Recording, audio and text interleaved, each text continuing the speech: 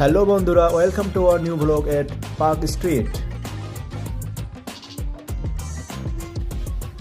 একটা খুব সুন্দর শপিং মল, সেখানে ঢুকে পড়লাম।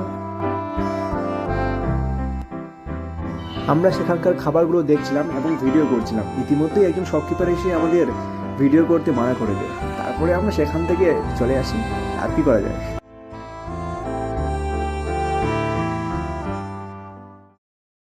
এই হলো সেই মানুষটা যার জন্য আমরা এতক্ষণ ধরে ওয়েট করছিলাম। বাধ্য হয়ে সবই